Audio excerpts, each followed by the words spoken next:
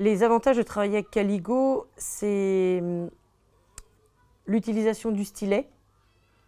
Parce que souvent, les enfants ont une tablette à la maison, mais ils utilisent leurs doigts. Or, pour travailler l'écriture, il faut utiliser un stylet. Et c'est l'équivalence du crayon en classe. L'intérêt donc de Caligo, c'est justement de pouvoir évaluer le tracé. Ce que l'on recherche là, c'est surtout la dynamique du geste et voir comment l'enfant a réalisé en fin de compte le graphisme. Les enseignants peuvent choisir leur modèle d'écriture. Donc on programme nos séances.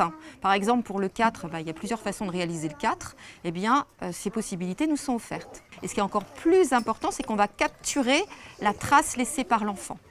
Pour faire fonctionner Caligo, donc on aura besoin d'Internet uniquement que pour les mises à jour. Et si on est vraiment en difficulté, nous avons la correspondante Caligo qui est là. Alors sincèrement, moi je n'étais pas vraiment convaincue. C'est vrai que je suis une ancienne enseignante, on peut dire. Donc, et puis là, ça m'a rassurée. C'est-à-dire tout ce qu'on a eu comme formation m'a permis justement d'appréhender ces tablettes avec beaucoup plus d'assurance. Et je me suis lancée, c'était très simple en fait.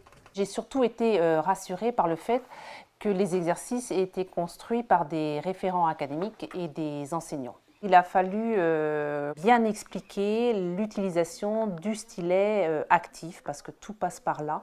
Effectivement, avec un autre type de stylet, on n'aurait pas la même chose.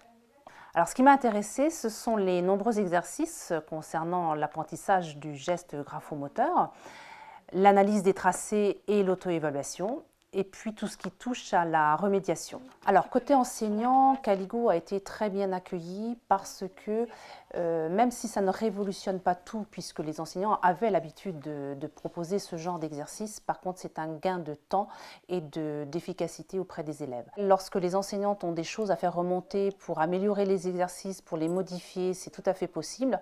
Et concernant les mises à jour, on a une relation et une assistance qui est très intéressante. En fait, dans l'année, nous travaillons tous les chiffres et je passe derrière chaque enfant, donc dans un groupe de 8, pour leur montrer le sens du tracé.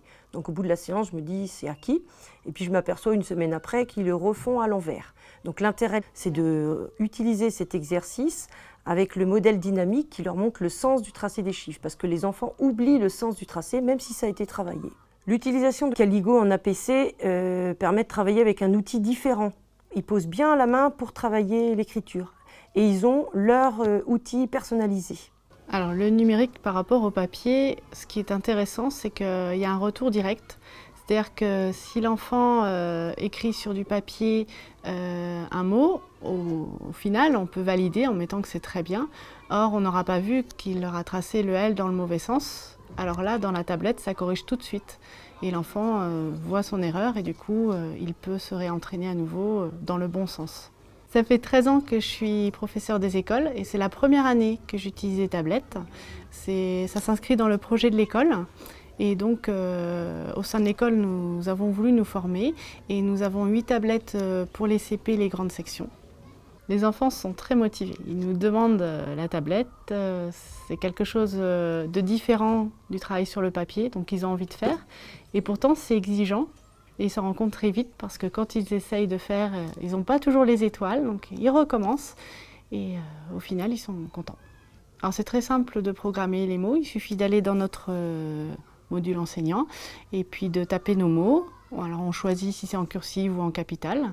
Et ensuite, on lance le mot et il apparaît sur les autres tablettes. Alors pour diffuser sur les autres tablettes, on branche une borne Wi-Fi. Et du coup, la Wi-Fi, on l'utilise qu'à ce moment-là. C'est-à-dire que si on ne veut pas de Wi-Fi pendant que les enfants travaillent, nos séquences ont déjà été programmées. Dans le mode enseignant, on peut revoir le tracé de l'élève qui se joue sous nos yeux, même si l'élève n'est plus là. Les élèves font des progrès parce qu'ils prennent confiance en eux. L'erreur ne se met pas en place puisqu'ils sont corrigés tout de suite. Donc ils s'entraînent et ils sont en réussite.